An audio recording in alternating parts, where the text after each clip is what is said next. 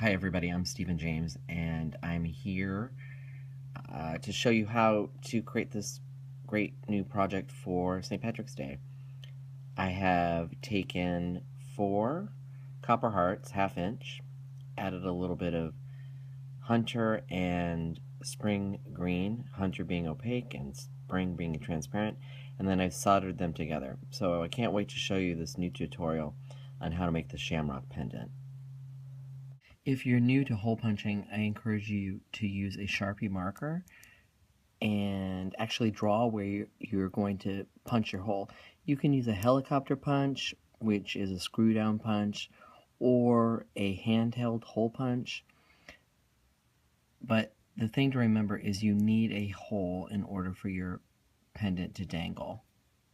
Once you've punched a hole in a single heart, you're ready to clean all 4 of the hearts. So you're going to clean one side of it using Penny Bright, which is a citric acid based cleaner.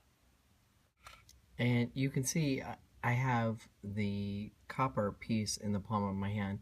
I usually just place it there and run the toothbrush over the surface, and that it helps actually remove any grease or grime or dirt that is going to prohibit the enamel from fusing to the copper.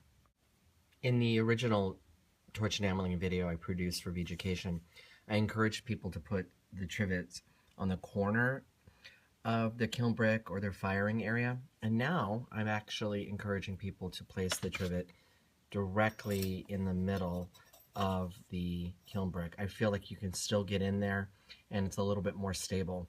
So for our first counter enamel, as well as all of the other firings, you're going to see that the kiln brick is in this position and the trivet is positioned in this way as well. You'll also need black enamel for the counter enamel. I use 1995 exclusively for counter enamel, as well as other projects that involve black.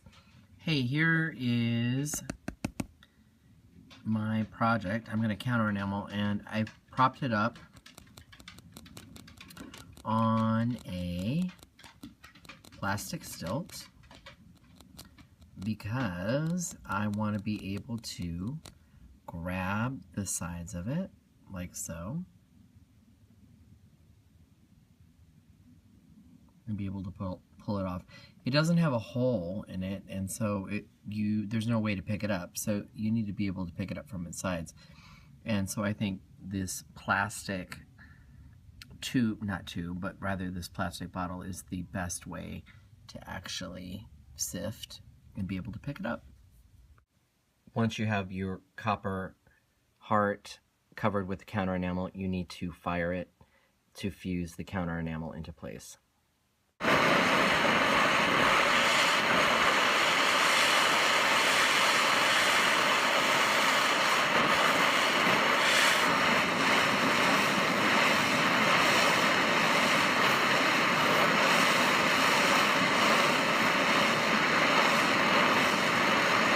Here we have the 2 enamels that we're going to use on the front. We have our opaque enamel, which is the hunter green. It will go on first, and then we're going to add our spring green, and that will go on second in a very specific area of the project.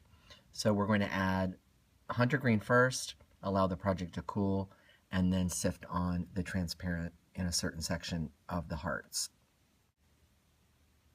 I've covered the copper with hunter green. This is the first fire. I'm going to add spring green later after it's cooled down. But if you only have access to one color, the opaque hunter green will work just perfectly. So let's fire the enamel and fuse it into place.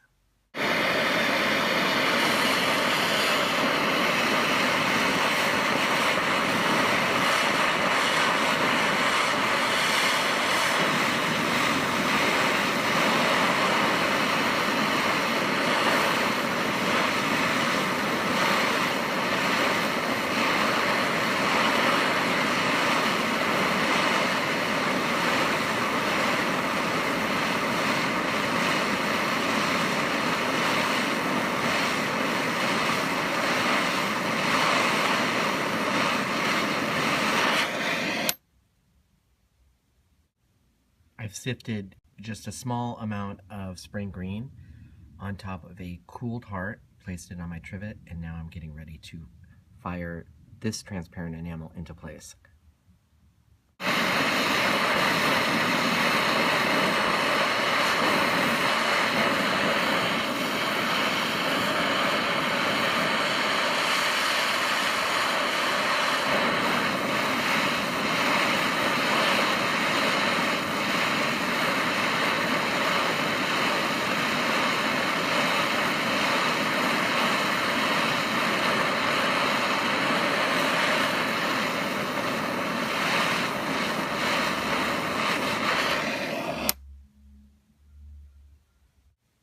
Here we have the Stay Bright Silver Solder. I've taken it out of its packaging. It's a wire solder, silver bearing, and we have the flux right here too. And so we're going to need to snip off little pieces of the solder and lay them over the connection points, and then add a gentle flame to create the connection. So I've cut my solder wire into 4 small pieces, 1 for each of the connection points. And I think the thing to remember with solder is less is more. And if you have too much solder, I think it creates more issues. So I always start with smaller pieces. Now, if you've not soldered before, I'm going to show you how easy it is, but I also encourage you to check out Kate Richberg's website, blog. She's on every social media platform. She's a soldering queen, and she's got a couple of books out there on how to solder. She's not only going to show you how to work with this type of solder, she's going to show you how to work with all of the solders that are out there. She's got some fantastic work. She's a great friend.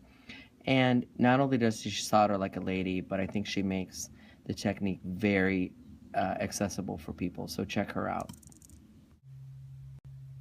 Once you have added the green to the front, and prior to that adding the black to the back, you need to clean the sides of the hearts so that you can have a clean surface for soldering. So I have 2 tools here. The first one with the red handle is a diamond file, and the diamond file is this guy right here. And the diamond file, you're going to use it to actually remove any kind of burr that might be on the back side of the piece. And I usually file in water, so use your diamond file to get rid of any glass burrs that have appeared on the back, and then you'll use the metal file to actually clean up the sides of your heart, because you want to have a clean surface for soldering.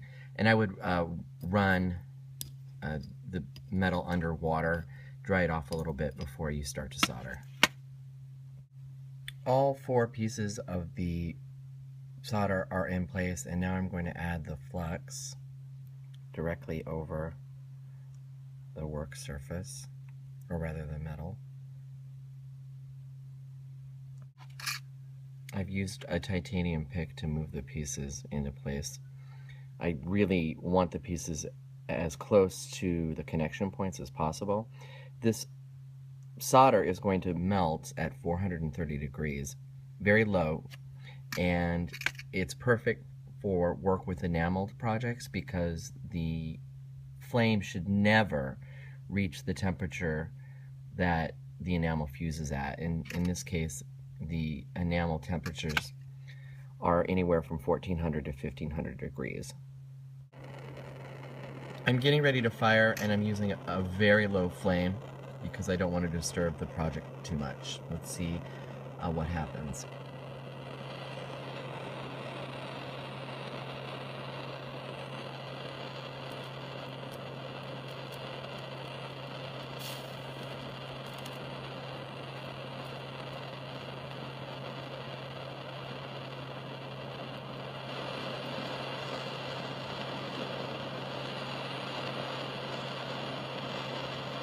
And we're waiting on our last little guy.